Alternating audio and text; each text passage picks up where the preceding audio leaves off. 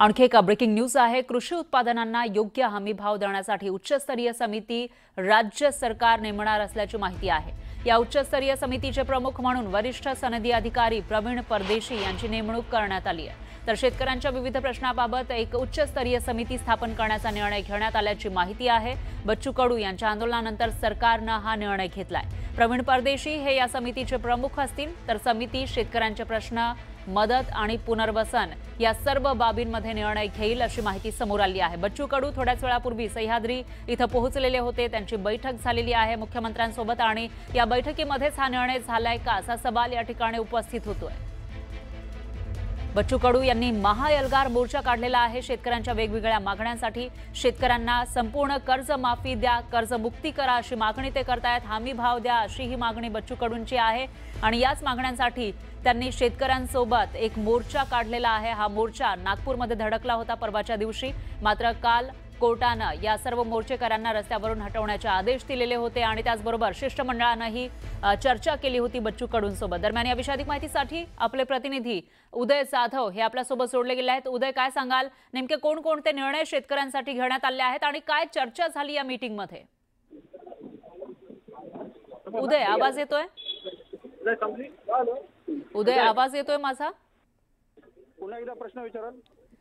Meeting मध्ये, या बैठकीमध्ये नेमकी काय चर्चा झाली? कोणते निर्णय सरकारने घेतले शेतकऱ्यांसाठी?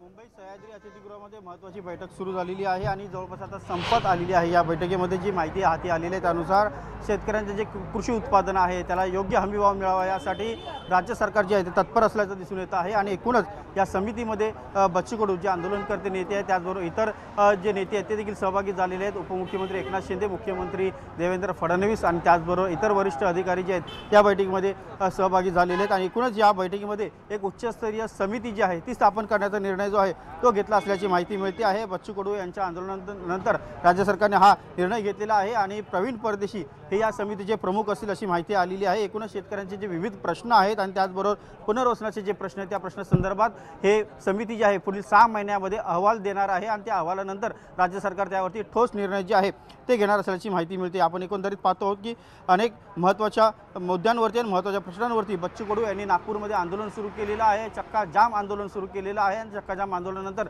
राज्य सरकारने या आंदोलनाची दखल घेतली आहे। दखल घेतल्यानंतर जे आंदोलनकर्ते प्रमुख नेते आहेत, अजित नवले असतील, बच्चू कडू असतील, महादेव जानकर असतील, हे मुंबईत दाखल झालेले आहेत आणि सह्याद्री अतिथीगृह येथे मुख्यमंत्री देवेंद्र फडणवीस यांच्या उपस्थितीमध्ये ही महत्त्वाची बैठक जी आहे ती पार पडताना आपल्याला पाहायला मिळते। आणि या बैठकीमध्ये एकूणच शेतकऱ्यांचे विविध प्रश्न आणि कृषी उत्पादनांना हमी भाव मिळेल योग्य प्रकारे त्यासाठी एक उच्चस्तरीय समिती जी आहे ती गठीत करण्यात आलेली आहे। आणि या उच्चस्तरीय समितीचे प्रमुख हे प्रवीण परदेशी असतील आणि ते प्रवीण परदेशी हे अध्यक्ष असतील आणि त्याचबरोबर त्यांच्या अध्यक्षतेखाली एकूण 9 सदस्य समिती जी आहे ते असतील असं देखील सांगण्यात आलेलं आहे। शेतकरी कर्जमुक्तीसाठी समिती जी आहे यामध्ये शिफारशी जी आहे ते सुचवणार आहे। त्यामुळे अल्पकालीन व दीर्घकालीन शिफारशी सुचवण्यासाठी हे समिती जी आहे एकूण काम करणार असल्याची माहिती मिळते। समितीमध्ये महसूल, वित्त, कृषी, सहकार, पणन या विभागांचे अप्पर सचिव जे आहेत ते देखील सहभागी असल्याची माहिती मिळते। महाराष्ट्र राज्य सहकारी बँक मर्यादित, त्याचबरोबर मुंबईचे अध्यक्ष तसेच बँक ऑफ महाराष्ट्राचे प्रतिनिधी या समितीमध्ये असतील आणि या सर्वांच्या उपस्थितीमध्ये हा अहवाल जो आहे पुढील 6 महिन्यामध्ये तयार केला जाणार आहे। शेतकऱ्यांच्या कृषी उत्पादनांना योग्य हमीभाव मिळत नाही आणि त्याचबरोबर विविध प्रश्न शेतकऱ्यांचे, त्यामुळे हे चक्काजाम आंदोलन सुरू आहे। आणि एकूण या सर्व आंदोलनामधले प्रमुख मुद्दे जे आहेत सर्वात प्रथम बच्चू कडू यांनी या समितीमध्ये या बैठकीमध्ये मांडलेले आहे। त्यांचं संपूर्ण म्हणणं ऐकून घेतलेले राज्य सरकारने आणि त्यानंतर मग या संदर्भात समिती गठीत करण्याचा निर्णय जो आहे एकमताने घेतला असल्याची माहिती वरिष्ठ सूत्रांनी दिलेली आहे। पुढच्या काही वेळातच या संदर्भात अधिकृत माहिती जी आहे बच्चू कडू हे प्रसार माध्यमांना देणार असल्याची देखील माहिती मिळते। बरोबर आहे उदय, याविषयीची अपडेट आपण घेत राहूया। धन्यवाद तुम्ही दिलेल्या या सविस्तर माहितीसाठी। आणखी एक मोठी बातमी आहे। एसीबीची ठाणे जिल्हाधिकारी कार्यालयावर धाड पडलेली आहे। ठाणे जिल्हाधिकारी कार्यालयातील महसूल अधिकाऱ्यावर लाच प्रकरणी गुन्हा दाखल झालाय। तर नायब तहसीलदारासह कर्मचाऱ्यांना 1 लाखाची लाच मागितली होती अशी माहिती आहे आणि त्यानंतर आता ही धाड टाकण्यात आली आहे। एसीबीने ठाणे जिल्हाधिकारी कार्यालयावर थेट धाड टाकलेली आहे। ठाणे जिल्हाधिकारी कार्यालयातील महसूल अधिकाऱ्यावर लाच प्रकरणी गुन्हा दाखल झालाय। तर नायब तहसीलदारासह कर्मचाऱ्यांना 1 लाख रुपयाची लाच मागितली होती अशी माहिती आहे आणि त्यानंतर ही धाड पडलेली आहे। त्यामुळे आता याच्यामध्ये रंगेहात पकडलं का कोणाला हाही सवाल आहे।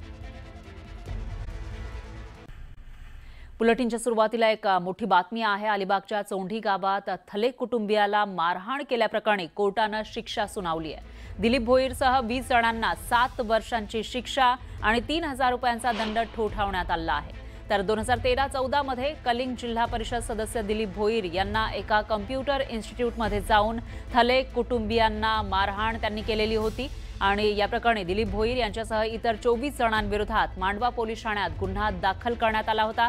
त्याच प्रकरणामध्ये ही शिक्षा सुनावण्यात आली आहे।